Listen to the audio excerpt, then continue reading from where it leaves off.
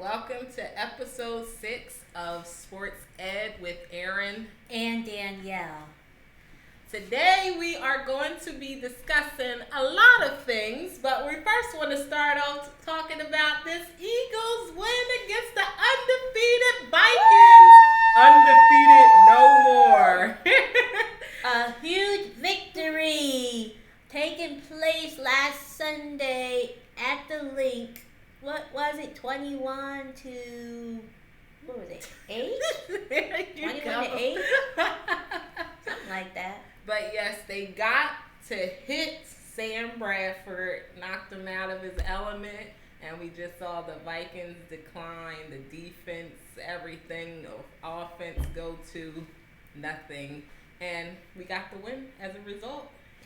I was very impressed by the Eagles defense. They showed up after having a very bad performance against the Redskins and also against the Lions. So I was impressed that they hit Carson Wentz, got him the fumble, throw an interception. I mean, not Carson Wentz. Oh my gosh, I'm thinking about Carson Wentz already. I'm talking about Sam Bradford, who fumbled, threw an interception. And, you know, he hadn't thrown an interception all year until that Sunday game. And Carson Wentz, he got flustered. You could tell he was flustered because he threw like 2 really bad interceptions early in the game. But he came back in the second half and he played pretty well despite facing the number 1 defense in the league. Now, the Vikings came off of a bye. Now, this is what we call Dallas Cowboys week, because Sunday night football is in Dallas. Yes. Eagles at Cowboys. Dak Prescott, Carson Wentz, 2 rookie quarterbacks.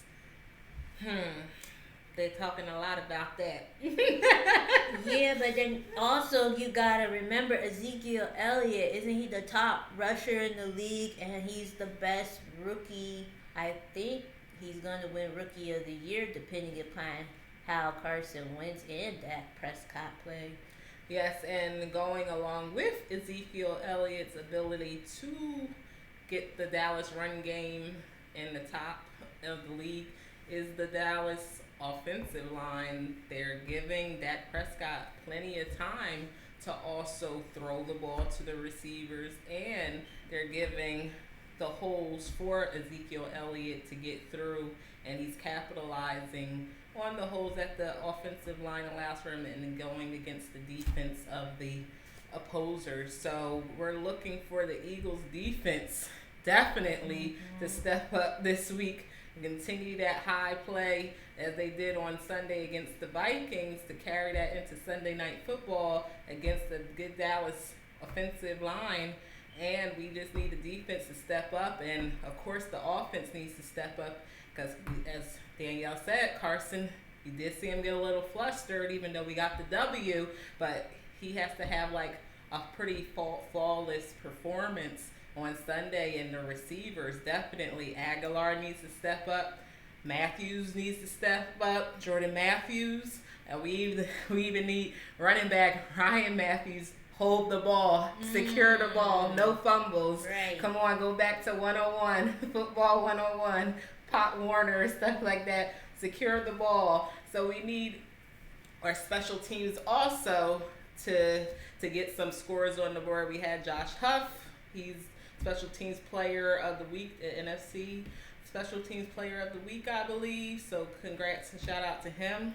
We need that. We need that. We need some big plays and get the scores on the board early and just shut down what Dallas has been able to do with Ezekiel Elliott as well as Dak Prescott and his receivers. Yeah, I don't know if this is going to be a high-scoring game because the Cowboys' defense is only giving up like 17 points a game, and I think the Eagles are only giving up, 15 or 16? So it could be a defensive game on Sunday night, but it could also be maybe a field goal type of game where we're looking at Caleb Sturgis and what's the name, Bryant is their kickers. I don't know what type of game this is going to be, but the Eagles do play well in Dallas. When the Dallas Cowboys play us at home, usually the Cowboys have been winning. So I think the Eagles are actually going to win the game just because Dallas is coming off a bye week. The Eagles are on a pretty high note right now, especially defensively. I'm looking forward to them and their game plan against Ezekiel Elliott in the offensive line of the Cowboys. I'm not really concerned so much with Dak Prescott because he doesn't throw the ball down the field, similar to Carson Wentz. They don't really throw the ball down the field. And I'm pretty sure Des Bryant is playing, but he hasn't thrown Des. I don't even think he was throwing the ball to Des when Des wasn't injured. So I'm not too concerned about the receivers, but they are talking about Cole Beasley, the slot receiver. So he might be someone to look out for in the receiving game. And that's pretty much it. Now, as far as with the Dallas and the Eagles matchup, there's also talk in Dallas with their quarterback controversy because Romo's back. He's back practicing. So there's a lot of talk that if the Eagles can hand these Cowboys a loss, that might mean Romo might get his job back. I don't know. Who's to say? But we don't care. It's all Eagles here. They better win. We're going to win. That's all I got to say about that. But speaking of that, another bye for week 9, just projections.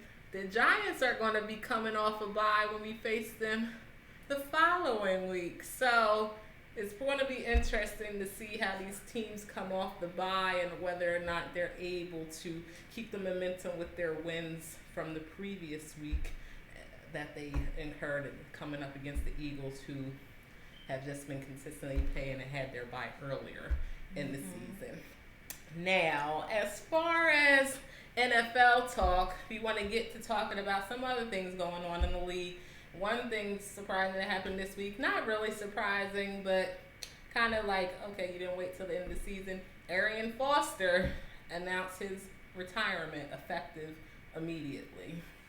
He's just been injury prone over the past several years, and it happens so much more than we know because running backs that are given the ball or touches, like I think 300 or 400 touches a season, really get worn out quickly. So Arian Foster had a nice career, but over the last few seasons, he's never really completed a 16-game season because he just always injured. Groin injuries, season-ending injuries.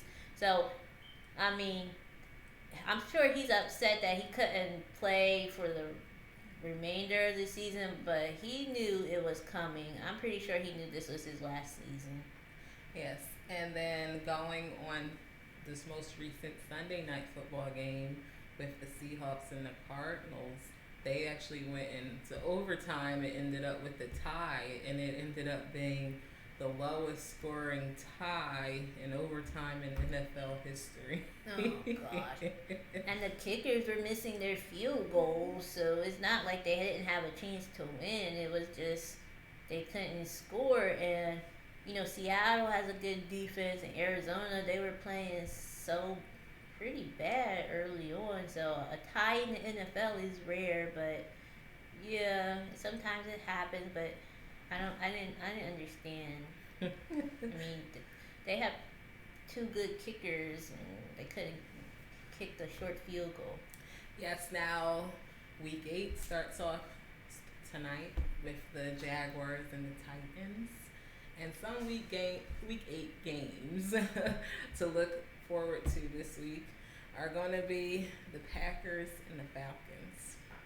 That's going to be a good matchup, as well as the Vikings and the Bears. And the only reason that's because the Vikings were the only undefeated team and just got handed their first loss of the season against the Eagles. So now we're just going to see how they rebound playing against the Chicago Bears. And the league is so close. I mean, it's like 1 or 2 games always separate the teams in the end. So every week matters, and you have to do your best week in and week out because that could be, it impacts your playoffs position. So every week is important in the NFL, and with such parities, it's even like there's no team is blowing us away. Like the Patriots are playing well because Tom Brady came back. Um, there's really no other team that you could say are Super Bowl contenders based upon how the season has gone so far. I mean, I think everyone's beatable any given Sunday, and it's up in the air as far as front runners just almost halfway through the season.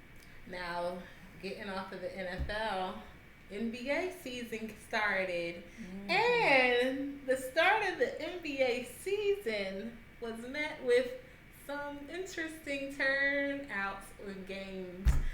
First off, the Cavaliers, they won after their ring ceremony. They won for the championship, 29 points over the Knicks.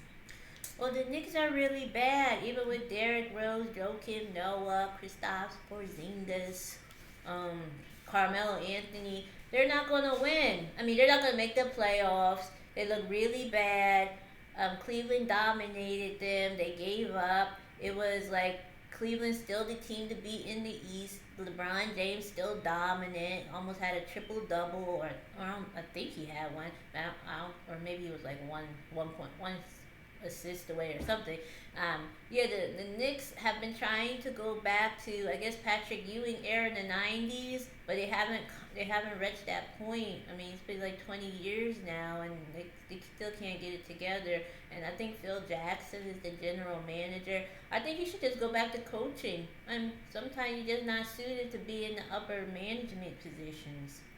And to contrast that, the Golden State Warriors lost by 29 points against the Spurs. It's Kawhi Leonard's team now.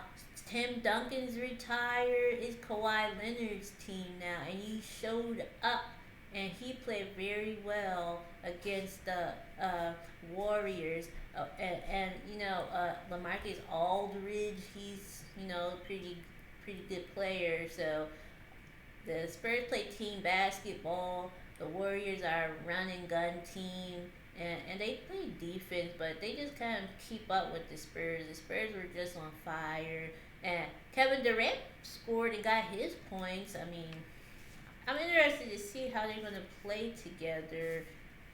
Curry, Thompson, Durant. I mean, Draymond Green. They have to build some type of synergy and team chemistry because it's like 60% of the starters are back and the other 40% are new.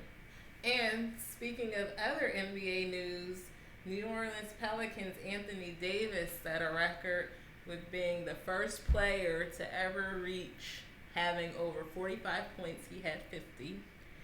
15 plus rebounds, he had 16. 5 plus assists, he had 5. 5 plus steals, he had 7. And he had 4 blocks in the first game of the season against the Nuggets. But they lost. After all of that, they lost. If I were him, I would want to get out of New Orleans. He's like one of the best players in the league, and you're playing on a team that's never going to win a championship, and you're never going to put the players around him to be great. To do all of that in the first game in the season, and I think this is his 5th year, I would be demanding to get out of there, to be honest. Go to a big market. Go to, go to New York. Well, I don't know. New York would take you, but they already got Porzingis. And, they would take him. You didn't need somebody like him. I mean, the Lakers already got their guys. But They won. They won pretty good. So, if I were Anthony Davis, I would try to get out of there as soon as possible. I don't know. Go to Chicago. But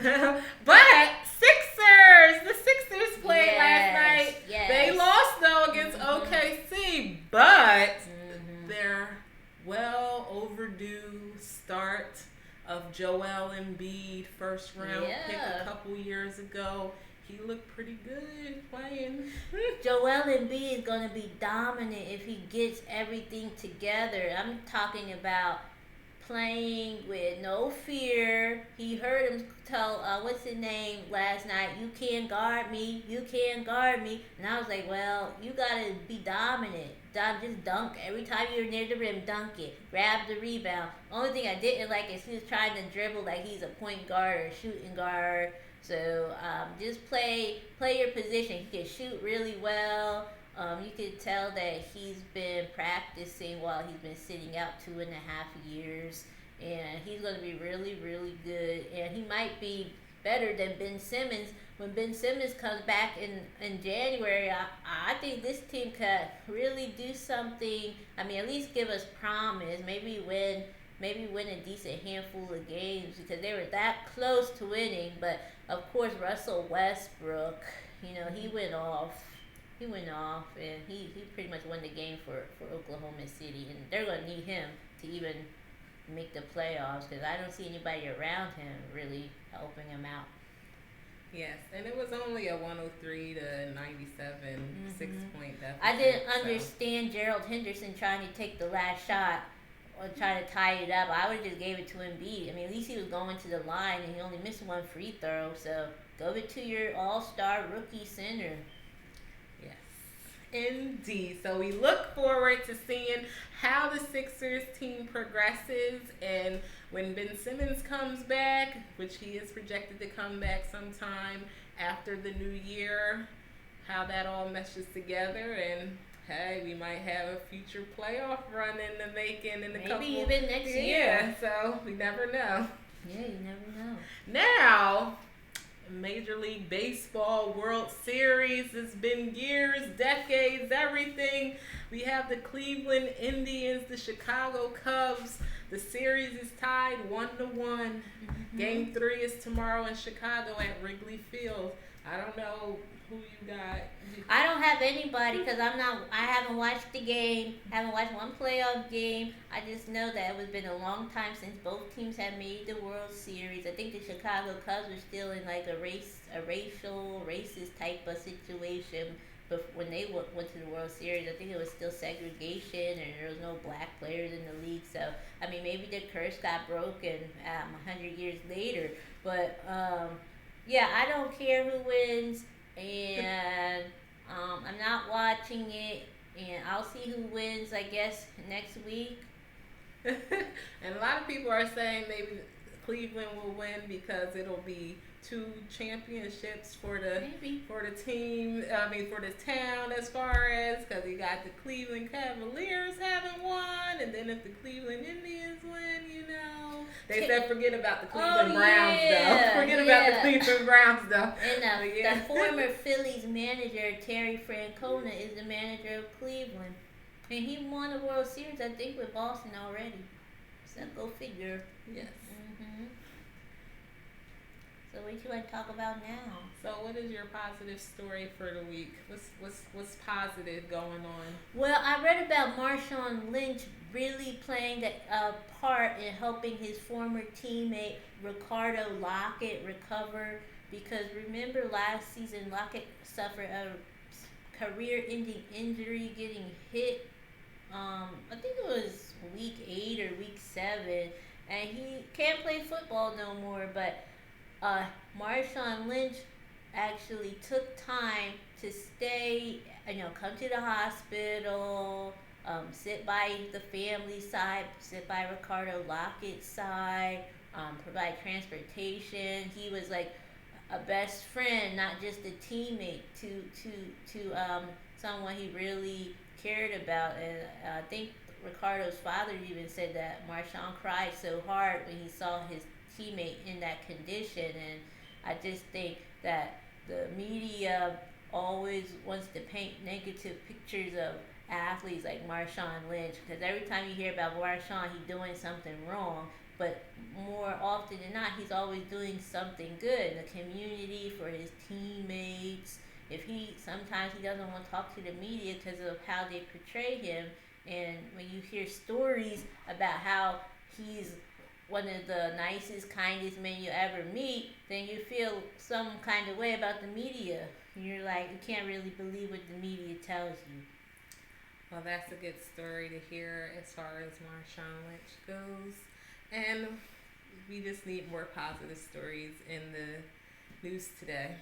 Right. So, we're going to wrap up this episode 6 segment with a You've Been Educated.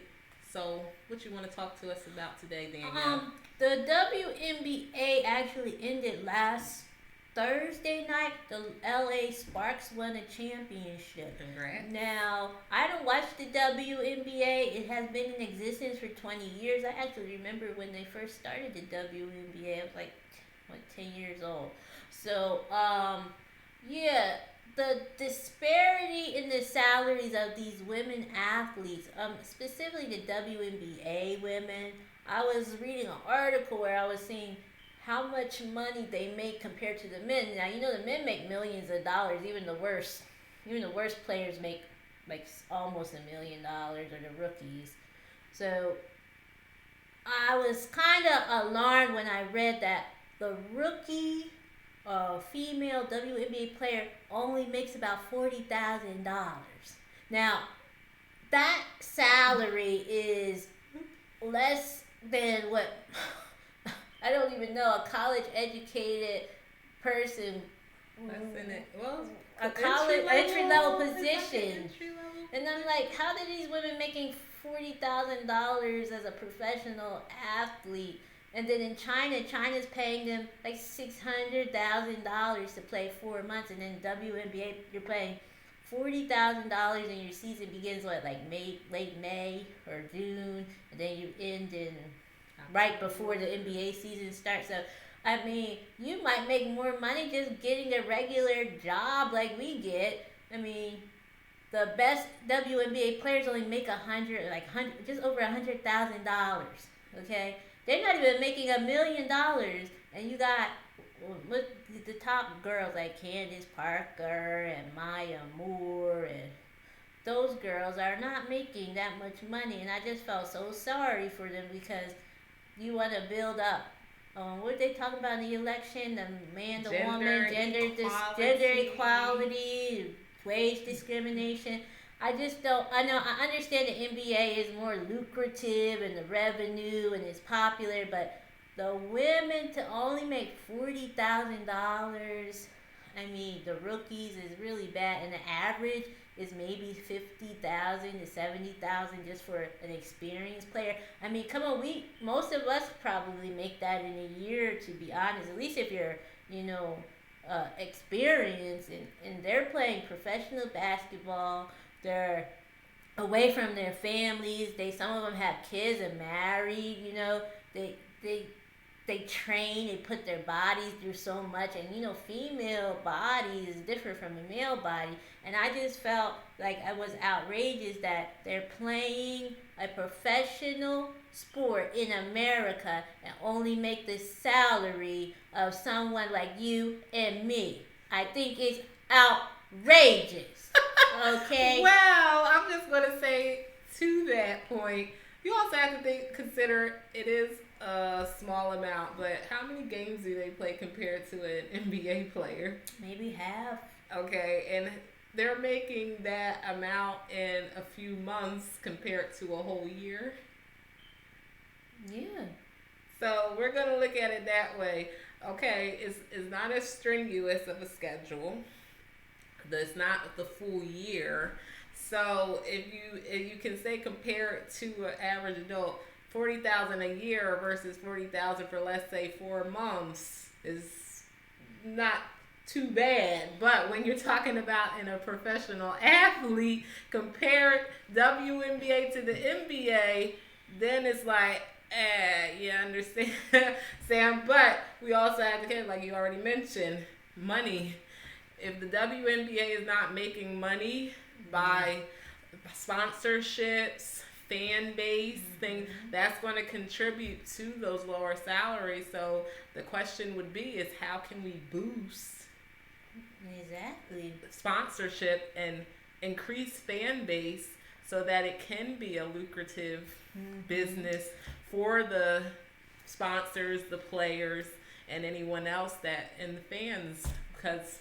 Yeah, that's so you the don't challenge. even watch the I don't watch so it, and I don't watch it. I just don't like it. You know, I mean, it's a different game compared to the men, just because of how physically different men are from women, and I don't watch it because I really don't even think about watching it. And it's been in existence for 20 years. But these ladies, they do play pretty much year round, because once the WNBA season is over, most of them are going overseas and playing. Get that $600,000 from China. If you gotta go to China. You gotta go to China to make six figures. They're willing to pay you what you probably should be making in the U.S. But I mean, I think the WNBA has sponsors all over their jerseys. I think if you look at their jerseys, it's like sponsors all over. But are they big business sponsors? Are they small? The NBA has to do a better job. Yes, they do. And as far as overseas ball, though, they're a bigger network incorporated, so they can pay that. But once we get that in the U.S., then we'll see a change in the WNBA and other women's sports, because how soccer and things, they always. I think it's all in decline. Yeah, so I just think women are just not looked as. It's just a stereotype. It's just a system. But you've already admitted that. Yeah, and I don't even watch. I'm just gonna say, I don't even watch. Gender there is a reason there are two different genders to me. Yeah, there are some things that require gender equality as far as wages. If you're doing the same job, you should get paid the same money. But there are certain things that men can do better than females, and vice versa, that females can do better than men. Yeah. I'm just gonna leave it at. I don't say it's the same. No, we're different. We're different, and we should respect our differences and pay me. Yeah, pay me. Anyways, this has been episode 6 of Sports Ed with Aaron and Danielle. Stay tuned for week 7. Dallas sucks. Not week 7, episode 7, because we're a little bit behind. But yes, Dallas sucks. Woo! Let's go Eagles. E-A-G-L-E-S, Eagles!